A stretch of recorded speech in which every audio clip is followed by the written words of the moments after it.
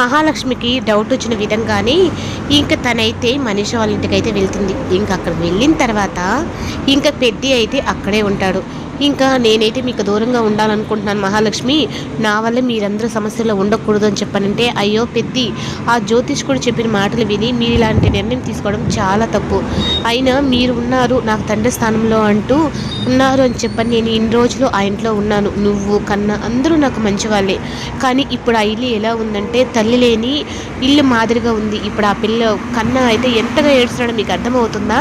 అసలుకి మీరు కానీ ఆ ఇంటికి కానీ రాలేదు అంటే నేను ఆ ఇంట్లో ఉండను అని చెప్పని మహాలక్ష్మి అయితే ఇంక తెగేసి చెప్పేస్తుంది. ఇంకా మహాలక్ష్మి ఎక్కడ వెళ్ళిపోతుందో అని ఇంకా మాధవ్ అయితే ఇంకా మళ్ళీ తిరుక్కొని అయితే ఆ ఇంటికి వస్తాడు. వచ్చిన తర్వాత నేనైతే ఏదో ఒక విషయంలో ఆలోచించాలి. నా వల్ల కేశవ ఇబ్బంది పడకూడదు, అలాగే చక్రి వాళ్ళు కూడా ఇబ్బంది పడకూడదు. అందుకని నేనే పెళ్లి చేసేసుకుంటే ఈ సమస్యకు ఉండదు కదా, అప్పుడు నేను ఇంట్లోనే ఉండొచ్చు కదా. అప్పుడు నా ఫ్యామిలీతో నేను ఉంటే మహాలక్ష్మి కూడా ఇక్కడ ఉంటుంది. మా ఇంటికి తను ఒక మహాలక్ష్మి లాగా వచ్చింది, కానీ ఇప్పుడు ఆ మహాలక్ష్మిని నా అంతటా నేనే దూరం చేసుకోకూడదు కదా అన్నట్టుగా అనుకొని ఇంకా మాధవ్ అయితే మహాలక్ష్మి మాట కట్టుబడి ఇంటికైతే వస్తాడు. ఇంటికి వచ్చిన తర్వాత మనీషా మాధవ్ విషయంలో చూపించే ప్రేమని అంతా కూడా మనం అక్కడ ఇక్కడ పెళ్లి సంబంధాలు చూస్తున్నాం. కానీ మనీషా మాధవ్ పెద్దికి ఎందుకు కరెక్ట్ కాదు అని ఆలోచించండి అని చెప్పానంటే ఇంకా కేశవ చక్రి వీళ్ళందరూ కూడా అవును అవునండి మీరు చెప్పింది నిజమే అని చెప్పనని చాలా అంటారు. ఇంకా ఆ సంబంధాలు ఈ సంబంధాలు చూసే కంటే మనీషా వాళ్ళ అన్నతో మాట్లాడేస్తే పెద్దికి పెళ్లి చేసేయచ్చు కదా అన్నట్టుగా మహాలక్ష్మి అంటుంది.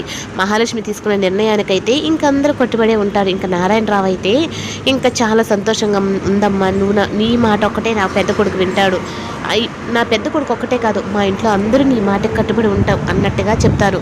ఇంకా మహాలక్ష్మి అయితే వీళ్ళందరికీ పెళ్లి చేసేసి వీళ్ళకి నేను లేని లోటు వీళ్ళకి తెలియకుండా ఉండాలి అంటే కేశవ్కి పెళ్లి చేయాలి, అలాగే మాధవ్కి పెళ్లి చేయాలి. అదేదో ఈ రెండు పెళ్ళిళ్ళు ఒకేసారి చేసేసి ఇంకా పనిలో పని ఇంకా ఈ ఇంటికి డబుల్ సెంచరీ వచ్చినట్టుగా అయిపోతుంది కదా, అప్పుడు నేను ఈజీగా ఇంట్లో నుంచి బయటపడచ్చు, అప్పుడు వీళ్ళు కూడా నన్ను మర్చిపోతారు అన్నట్టుగా మహాలక్ష్మి అయితే నిర్ణయం తీసుకుంటుంది.